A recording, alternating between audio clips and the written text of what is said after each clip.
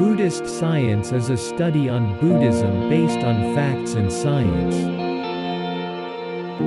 The description of life in terms of the five aggregates of being by Venerable Rungruan Papartsaro, Dr. Rungruan Lim Chu Patapa. In Buddhism, life is composed of body and mind. The part of body consists of skin, blood, organs, bones, and body cells, etc. In performing an insight observation, we use a mindfulness to observe an arising phenomenon. What we observe is the object of consciousness. And what we discover is the truths of life, that the object of consciousness can be described in terms of process and state. Therefore a stream of consciousness and a series of associated states of mind, are just natural phenomena that are arisen and ceased in accord to the law of cause and effect, so we can conclude that life is no self. The mind is a very complex system consisting of the aggregations of four components, namely feeling, perception, volitional formations, and consciousness, which can be defined into two groups as follows. The aggregates of consciousness. A stream of consciousness as the pathway of consciousness represents a route of mind processing which can be classified into 89 types acting as a mind processing. And this part of classification is called the structural connectome in Human Connectome Project. The aggregates of mental factors, the states or behaviors of mind, include the groups of feeling, perception, and volitional formations as mental factors of 50 types reflecting all kinds of the states or behaviors of mind. And this part of classification is called the functional connectome in Human Connectome Project. The parts of feeling, perception, and volitional formations are the states of mind, while the consciousness is the process of mind. As a matter of fact, it is the consciousness that causes an associated mental factor as a result in terms of state of the mind. However, if we observe on what happened with the mind, we can classify all activities of mind into five groups called the five aggregates of being, including form, feeling, perception, volitional formations, and consciousness subject to clinging. The Buddha explained about the five aggregates in the context of the Four Noble Truths as follows. There are five aggregates: form, feeling, perception, volitional formations, and consciousness subject to clinging. So long I did not directly know, as they are really the five aggregates subject to clinging of four phases, that is, what it is, its origin, its cessation, and the way leading to its cessation. I did not claim to have awakened to the unsurpassed perfect enlightenment in this world. The form is derived from the four elements. With the arising of nutriment there is the arising of form. With the cessation of nutriment there is the cessation of form. The Noble Eightfold Path is the way leading to the cessation of form. The feeling, and then following by perception, volitional formations and cognition, consciousness, has 6 classes. Feeling born of eye contact, ear contact, nose contact, tongue contact, body contact, and mind contact. With the arising of contact there is the arising of feeling. With the cessation of contact there is the cessation of sensation and feeling. The Noble Eightfold Path is the way leading to the cessation of defilements. Having thus directly knows form, its origin, its cessation, and the way leading to its cessation, are practicing for the purpose of disenchantment, for its fading away and cessation, they are practicing well, having gained a foothold in this Dharma, are liberated by non-clinging. They are well liberated, are consummate, and there is no round for their manifestation. Having thus directly knows feeling. Having thus directly knows perception. Having thus directly knows volitional formations. Having thus directly knows and consciousness. In Buddhism, a life is a complicated subject, and the way to study a life is not easy. Therefore it is necessary to break down a system of life into component bases of the five aggregates of being by the concept of reductionism, namely, an aggregate of body, including all the body organs. An aggregate of feeling, including how do we strictly feel and respond to stimulus from the world through the 6 sense bases. An aggregate of perception including a wrong view by assuming a self in responding to the feeling and mixing of latent dispositions in an ignorance, for examples having the 10 perceptions when receiving any stimulus from the world. An aggregate of volitional formations like thinking, initial thought, liberated thinking, and including the 50 types of mental factors. An aggregate of consciousness which is a stream of consciousness that drives the whole mind processing. And by investigating each aggregate of components carefully in details, we can understand the characteristics of all detailed component, then we can have a clear view of what a life is correctly. Especially in an insight observation, we investigate on a specific object of consciousness in relation to the 5 aggregates of being, a form, a feeling, a perception, volitional formations, thinking, and consciousness, respectively. By applying the 4 noble truths including what it is. What is the origin of it? What is the cessation of it, and what is the way leading to the cessation? Then we can clearly understand what happening to the particular object of consciousness.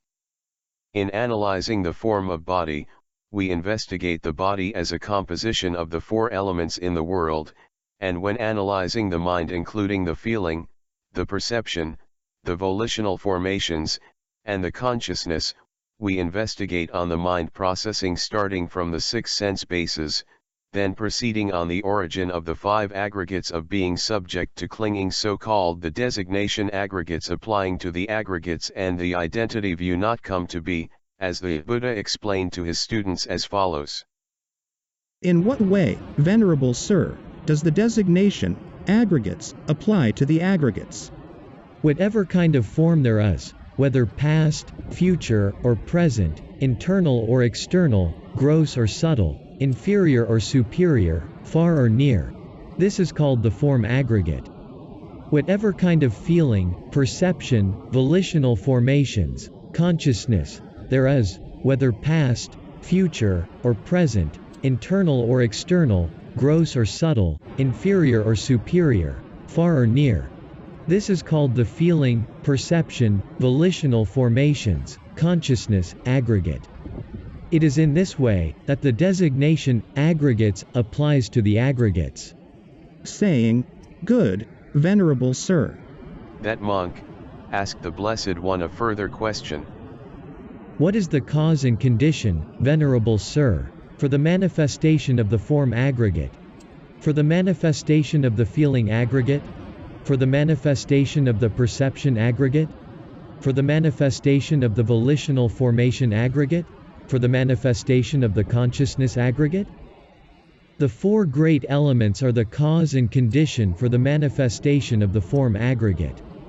Contact is the cause and condition for the manifestation of the feeling aggregate, the perception aggregate, and the volitional formation aggregate. Name and form is the cause and condition for the manifestation of the consciousness aggregate. Venerable Sir, how does identity view come to be? Here, the uninstructed worldling, who is not a seer of the noble ones and is unskilled and undisciplined in their dharma, who is not a seer of superior persons and is unskilled and undisciplined in their dharma, regards form as self, or self as possessing form, or form as in self, or self as in form.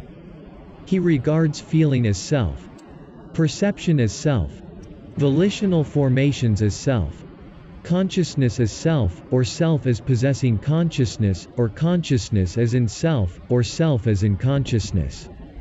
That is how identity view comes to be. But, Venerable Sir, how does identity view not come to be?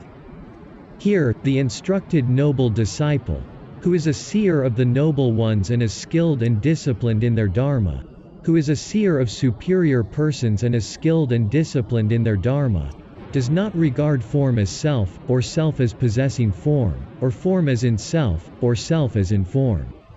He does not regard feeling as self, perception as self, volitional formations as self, consciousness as self, or self as possessing consciousness, or consciousness as in self, or self as in consciousness. That is how identity view does not come to be. In Buddhism, although the five aggregates are components of life, but it is the mind that designs, assumes, manifests, and then identifying a view of self coming to be a being in related to the five aggregates. This is the reason why although there exists the five aggregates of being, but a self a being is an assumption from the mind processing with ignorance. Therefore the Buddha suggested that we should not regard each part of the five aggregates as self, or self as possessing either form, or feeling, or perception, or volitional formations, or consciousness. Not regarding each part of the five aggregates as in self, or self as in form, or feeling, or perception, or volitional formations, or consciousness. And this is the whole concept of no self.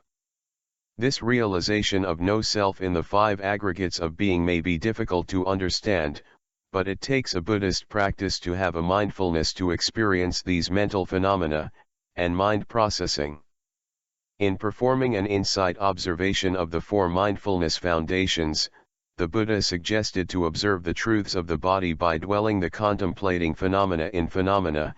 Each phenomenon in relation to the five aggregates of being will be carefully investigated as it really is, and then extending an observation into the other parts of the aggregates of being as follows. Again, one dwells contemplating phenomena in terms of the five aggregates subject to clinging. And how does anyone dwell contemplating phenomena in terms of the five aggregates affected by clinging? Here one understands. Such as form, such its origin, such its passing away. Such as feeling, such its origin, such its passing away. Such as perception, such its origin, such its passing away.